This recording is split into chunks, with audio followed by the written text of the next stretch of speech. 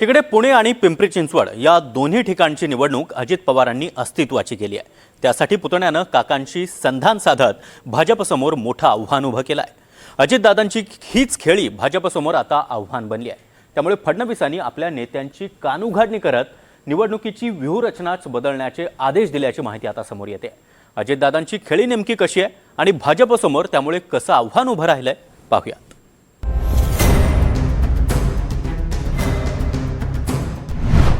पुण्यात दादांचं आव्हान, भाजपनं रणनीती बदलली।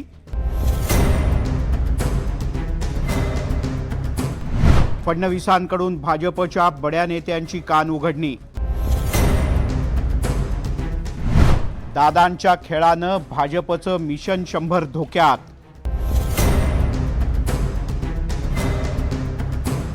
पुणे आणि पिंपरी चिंचवडमध्ये स्वबळावर लढणाऱ्या भाजपच्या समोर उपमुख्यमंत्री अजित पवार यांनी मोठं आव्हान उभं केलं।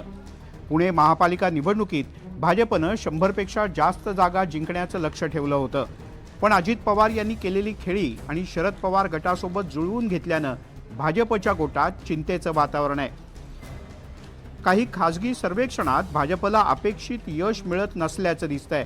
त्यामुळे भाजपला आता आपली रणनीती बदलण्याची वेळ आली आहे। महत्त्वाची बाब म्हणजे मुख्यमंत्री देवेंद्र फडणवीस यांनी पुण्यातील बड्या नेत्यांची चांगलीच कानउघडणी केल्याची चर्चा आहे। अजित पवार यांनी भाजपमधील काही बंडखोर उमेदवारांना उमेदवारी दिली आहे। परिणामी पुण्याच्या अनेक प्रभागामध्ये भाजपची मतं ही विभागली जाण्याची शक्यता आहे। दादांच्या या खेळीमुळे भाजपच्या मिशन 100+ धोका पोहोचण्याची शक्यता निर्माण झाली आहे। सर्वेक्षणात अनेक प्रभागामध्ये भाजपला नकारात्मक वातावरण आहे आणि याची दखल खुद्द फडणवीसांनी घेतली आहे।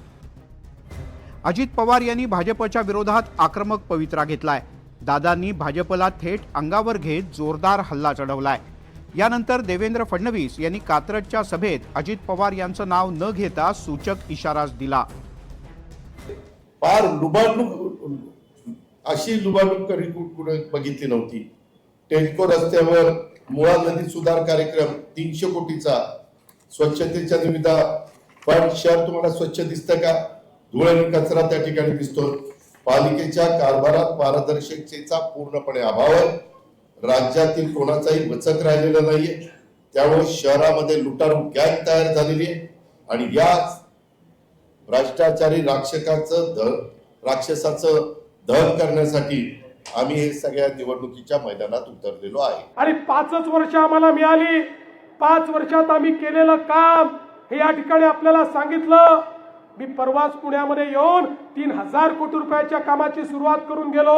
9000 कोटी रुपयाची कामं या ठिकाणी चालली आहेत। त्यामुळे कोणी जर आम्हाला विचारणार असेल तुम्ही नेमकं काय केलं, तर त्यांनी प्रत्येकाने एकदा आरसा पाहावा, एवढीच माझी त्यांना विनंती असणार आहे।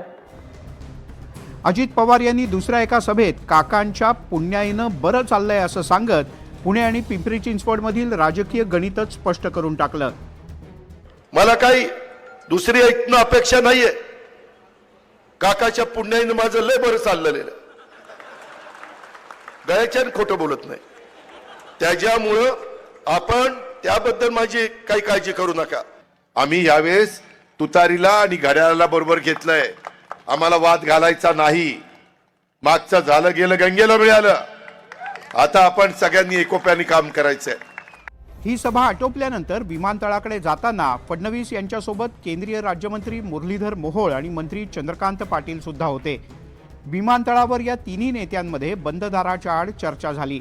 या बैठकीत फडणवीस यांनी पुण्यातील 165 जागांचा आढावा घेतला। ज्या ठिकाणी भाजप कमकुवत ठरते किंवा सर्वेक्षणात विरोधी वातावरण दिसतंय तिथे व्यूहरचना बदलण्याचे आदेश फडणवीसांनी दिल्याची माहिती आहे। इतकंच नाही तर फडणवीस यांनी अतिशय कडक शब्दात भाजपतल्या पुण्यातल्या नेत्यांची शाळा घेतल्याची चर्चा सुद्धा पुण्याच्या गल्लीबोळात रंगू लागली आहे। Bureau report, NDTV Marathi.